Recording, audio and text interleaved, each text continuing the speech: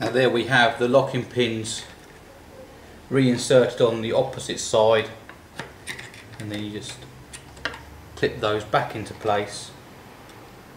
So that hinge is now held nice and solid and secure. And then what we do is take the cover plate,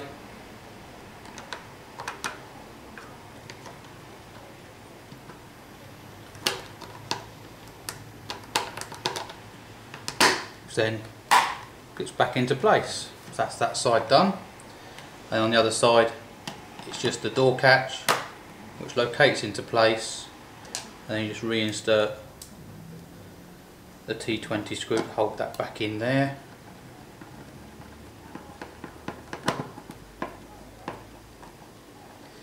There you go, so that's all done, ready now for the door sill to be refitted, which just clips back into the groove running around the outside of the door.